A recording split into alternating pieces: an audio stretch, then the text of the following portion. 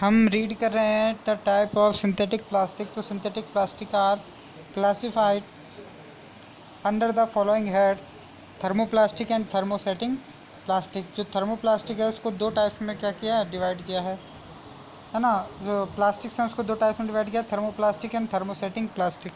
Thermoplastic क्या होती है इसके बारे में देखो कि the thermoplastics are such synthetic plastic. ये एक सिंथेटिक टाइप की प्लास्टिक है। And which material are obtain by gently heating and moulding. इसको हीट देना, गर्म करना और मोल्डिंग आकार में रूपांतरित करना, आकार में बदलना आसान होता है। The moulded material can be reduced by softening on gentle and then giving them a new shape.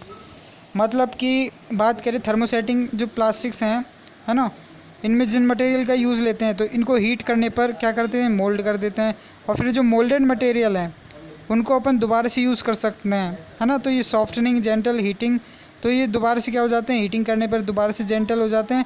And giving them new shape, और इनको नया, मतलब इनका जो मेन बात करें कि जो थर्मोप्लास्टिक्स है इनका हम दोबारा यूज़ ले सकते हैं।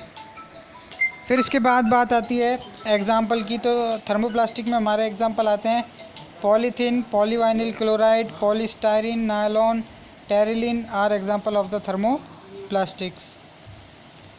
और फिर इसके बाद आता है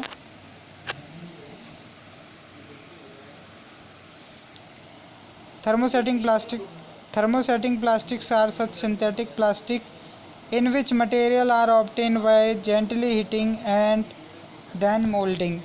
thermosetting plastic are such synthetic plastic, ये वास्तव में क्या है, ये भी एक सिंथेटिक प्लास्टिक है जिसको which material are obtain by gently heating and then moulding, जिसे हम गर्म करने पर और इसमें आकार में रूपांतरित कर सकते हैं।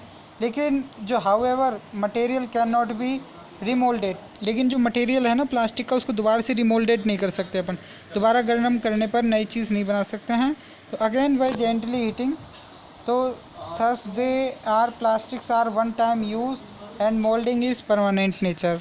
तो इसलिए क्या ही एक बार ही यूज़ लेने वाले हैं, और बल्कि प्लास्टिक को अपन कई बार यूज़ लेके और मोल्डेड कर सकते हैं।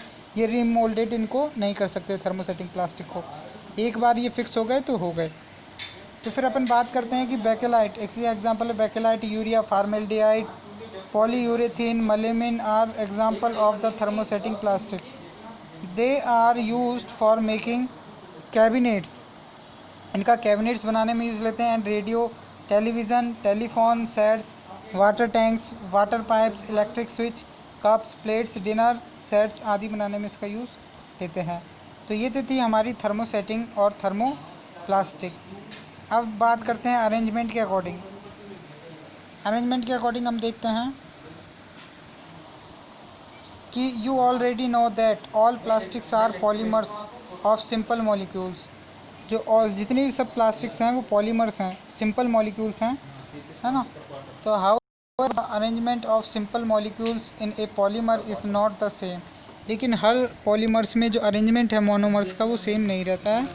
There are plastic in monomers are arrange in straight line chain. Monomers एक जो स्ट्रेट लाइन में अरेंज रहते हैं तो वो linear arrangement of the monomers, जो एक ही लाइन में जैसे ये मोनोमर्स अटैच है तो linear arrangement of the monomer of these plastics are the generally thermoplastics. तो ये इस टाइप की ज़्यादातर थर्मोप्लास्टिक रहती हैं। However some other plastics the monomer cross link, such plastics are said to have cross link arrangement and are generally known as thermosetting plastics। अब अगर linear में क्रॉस लिंक्स हो जाएं, इस प्रकार के क्रॉस लिंक्स अगर हो जाएं तो ये क्या स्टेबल हो जाएंगी, और ऐसी प्लास्टिक्स को हम थर्मोसेटिंग प्लास्टिक्स कहेंगे।